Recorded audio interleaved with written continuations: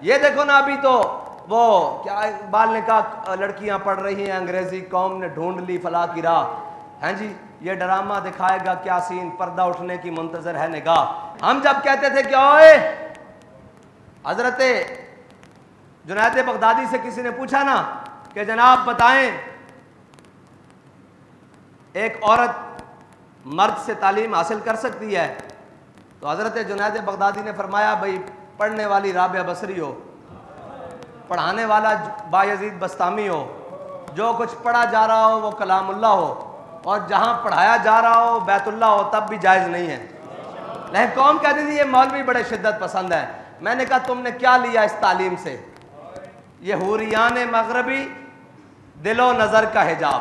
اقبال کہتا ہے یہ مغربی حوریان جنہوں نے تمہیں بڑا سارا کچھ دکھایا بنا سوار کر، کیا دیا انہوں نے؟ ایک شخص کے موبائل سے ہیں جی ہزاروں عزتیں تار تار ہوئی ہیں، ایک شخص کے موبائل سے. اقبال نے کہا یہ ڈرامہ دکھائے گا کیا سین، پردہ اٹھنے کی منتظر ہے نگاہ. ایک پردہ اٹھائے تو دیکھو تمہارا بنا کیا ہے. اور جہاں عزت دے کر تعلیم حاصل کر لی ہو اس تعلیم سے تو بندہ بھوکا مر جائے، یہ بہتر نہیں ہے. جب ہم کہتے تھے کہ جناب نہیں اس طرح نہیں جائز، اس طرح نہیں ممکن، یہ حالات خراب ہو جائیں گے. قوم کے مولوی بڑی شدت پسند ہے جی، مولویوں کو جدت ہونی چاہیے. میں نے کہا جدت سے تم نے کیا لیا ہے؟ اب تو بغیرت بن کے جینے والی بات ہے. تم نے بتاؤ کوئی پوچھنے والا ان سے ہے کہ یہ بنا کیا ہے؟ اور اس میں تو بڑے بڑے پردہ نشینوں کے نام ہیں. پہلے دن نام آیا کہ بڑے بڑے وفاقی وزراء کے نام ہیں، لیکن نام دبا دیے گئے، کوئی نہیں پوچھنے والا. اس سے بھی بڑی بات ہو جائے گی کوئی پوچھنے والا نہیں ہے، اس لیے کہ ہم نے جو آنکھیں بند کر لی ہیں، ہم نے جو حضور کے دین کو، جب حیا کی بات ہو او جی کون چل سکتا ہے اسلام پر؟ میں نے کہا تم اسلام پر نہیں چل سکتے، دو خراج اپنا، دو بے حیائی کا خراج دو نا. ایک شہر کی ایک یونیورسٹی سے یہ تعداد نکلی ہے، اور تم مجھے بتاؤ ہم جب پیٹ پیٹ کے مرتے ہیں نا کہ دین دین دین، ہمیں یہ سمجھ آ جاتی ہے کہ قوم بھی کوئی مستحق نہیں ہے دین کی، اور قوم کا بھی کوئی دل نہیں مانتا دین کے. اگر قوم کا دین دیکھنا ہو تو ان کی شادیوں میں چلے جاؤ. حضرت امام حسین کے کربلا کے اندر صرف آواز ہوئی اونچی رونے کی تو حضرت امام حسین نے آ کر کہا خیموں میں کہ خبردار اب آواز کسی کی اونچی ہو. اور کوئی آواز کسی بات پر اونچی نہیں ہوئی، علی اکبر کا لاشا دیکھ کر اونچی ہوئی تھی، علی اصغر کا لاشا دیکھ کر اونچی ہوئی تھی. ہاں یہ حسینیت ہے. کہا خبردار کسی کی آواز بھی بلند ہوئی، آواز بھی غیر محرموں تک نہیں جانی چاہیے. ہیں جی یہ ہے حسینیت. اور جب یہ بات کریں تو پھر کہیں گے جناب کون اسلام پر چل سکتا ہے؟ جی آپ کیسی باتیں کرتے ہیں، آپ کیا باتیں کرتے ہیں، آپ جناب کیسے، قوم کیسے چلے گی جناب اسلام پر جب عزتیں تو لٹوا رہی ہو تعلیم کے نام پر؟ اور کوئی تعلیم کے نام پر عزت لوٹ کے چلا جاتا ہے، کوئی بے نظیر کارڈ کے نام پر عزت لوٹ کے چلا جاتا ہے، کوئی جناب انکم سپورٹ کے نام پر عزت لوٹ کے چلا جاتا ہے، کوئی ہیلتھ کارڈ کے نام پر عزت لوٹ کر چلا جاتا ہے. یہ ہے وہ نظام، یہ ہے وہ جمہوریت، یہ ہے وہ جس کا راگ الاپتے ہوئے آج 76 سال گزر گئے ہیں.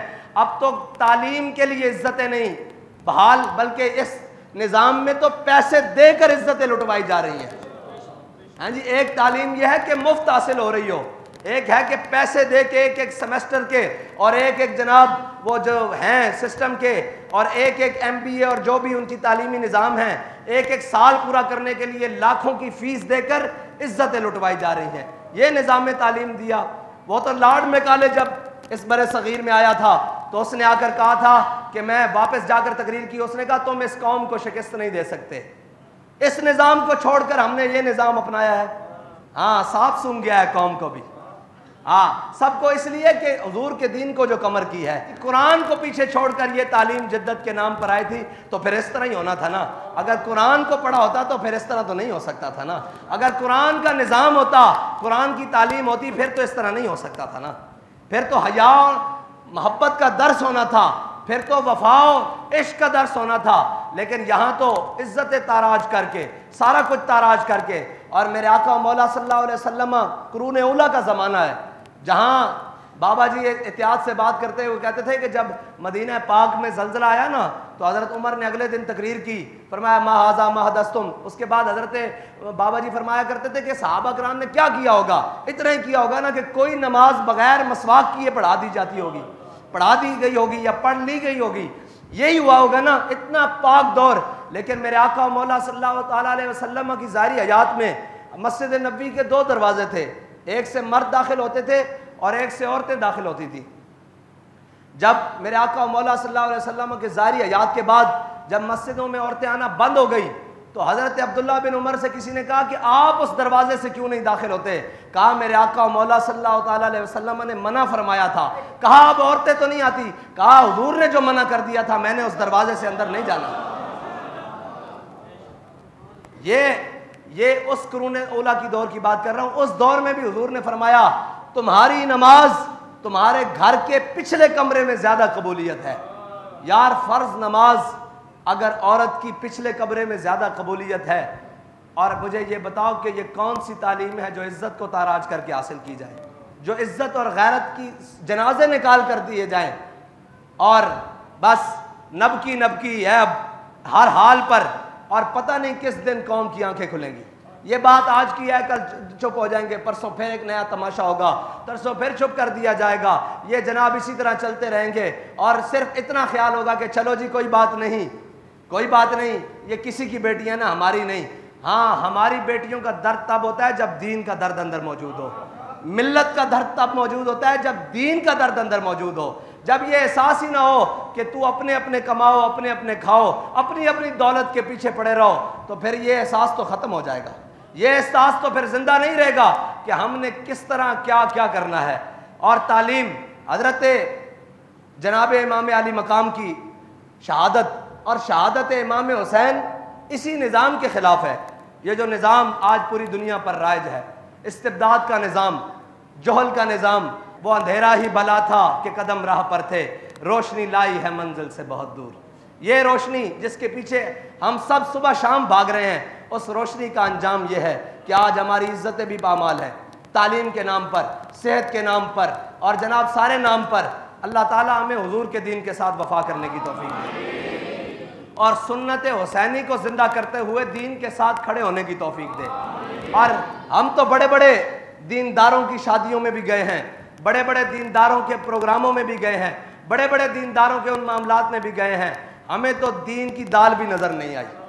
یہ دین کا لبادہ اوڑھ کر اور جناب دین کی وہ ساری باتیں کر ہمیں تو دین، ہم نے جب شادیاں دیکھی تو ہمارا سر شرم سے جھک گیا کہ یار یہ دیندار ہیں، یہ وہ لوگ ہیں جو کہتے ہیں آ کر جناب ہم دیندار ہیں اور ہمارے دین کے دعوے ہیں. دین اس طرح نہیں آئے گا. دین کو تو پہلے اپنی ذات سے لے کر آخر تک عمل کرنا پڑے گا. اور کیا کہتا ہے دین سوختر اندر طلب. اقبال کہتا ہے کہ دین کو پانا ہے تو حضرت جناب ابو بکر جیسی پہلے تڑپ پیدا کر، اور جناب فاروق اعظم جیسی غیرت پیدا کر، اور جناب عثمان غنی جیسی حیا پیدا کر، اور جناب مولا کائنات جیسی شجاعت پیدا کر. یہ ساری چیزوں سے دور دوڑ کر ہم کیسے جانیں گے کہ جناب دین آئے گا؟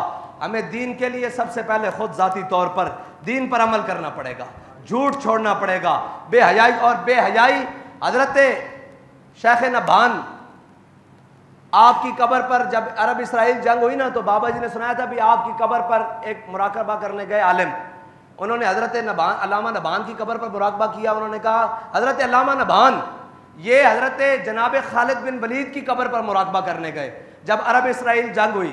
تو حضرت علامہ نبھان جب حضرت خالد بن ولید کی جنگ پر مراقبہ کیا نا، کہا آپ سیف من سیوف اللہ ہیں، آپ اللہ تعالیٰ کی تلوار ہیں، آپ خالد ابن ولید ہیں.